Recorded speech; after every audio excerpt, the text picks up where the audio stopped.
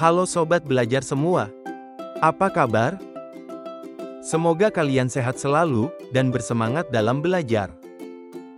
Kali ini, video pembelajaran yang akan kita bahas adalah membaca sekilas atau skimming dan membaca pindai atau scanning. Selamat belajar dan terus semangat. Membaca merupakan salah satu kegiatan yang memberikan banyak manfaat. Apalagi jika ketika hendak mengikuti ujian, maka membaca harus dengan efektif.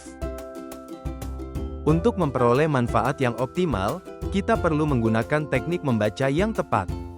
Berikut beberapa teknik membaca cepat dan efektif. 1. Membaca sekilas atau skimming.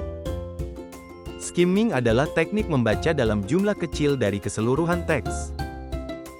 Manfaat utama dari skimming adalah kemampuan untuk mengambil ide-ide pokok dengan cepat. Meskipun membaca dengan cepat, tetap perlu membacanya secara runut mulai dari abstrak hingga akhir halaman yang memiliki kesimpulan. Berikut cara melakukan skimming yang benar dan tepat. 1. Membaca dari judul dan subjudul dari sebuah buku untuk mengetahui ide utama yang dibahas.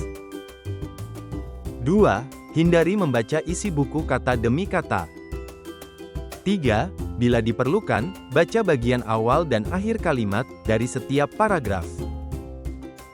4. Baca dengan teliti pada paragraf terakhir, yang biasanya berisi kesimpulan. 5. Perhatikan ilustrasi seperti gambar atau foto jika ada, untuk memudahkan memahami isi bacaan lebih jauh. 6. Setelah selesai, coba berhenti sejenak untuk memahami isi tulisan tersebut. Teknik membaca cepat yang kedua yaitu membaca pindai atau scanning. Scanning merupakan teknik membaca sekilas bahan bacaan dengan tujuan untuk mendapatkan gambaran umum dan mencari informasi tertentu. Teknik ini digunakan ketika perlu menemukan detail spesifik pada topik untuk tugas yang telah ditetapkan. Kamu harus memindai teks untuk mencari kata-kata yang berhubungan dengan topik, dengan menelusuri halaman dalam judul bab atau subjudul, atau dalam teks itu sendiri. Berikut, langkah-langkah cara melakukan scanning. 1.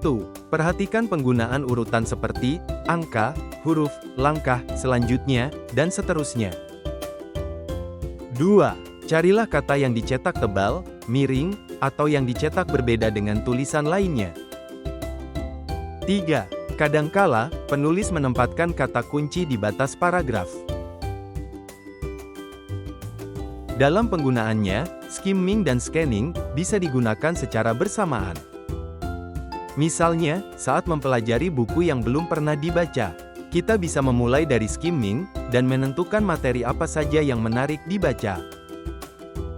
Lalu, untuk memiliki pemahaman yang lebih baik, kita bisa melakukan scanning dari kata-kata kunci materi yang ingin kita pelajari. Seseorang yang memerlukan informasi sebagai pengambilan keputusan atau harus menjawab pertanyaan dengan benar, ia melakukan membaca memindai daftar isi buku.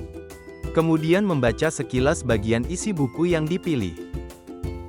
Pembaca biasanya mencari informasi dengan cepat untuk mendapatkan bahan-bahan yang menjadi bahan pertimbangan untuk membuat keputusan yang tepat.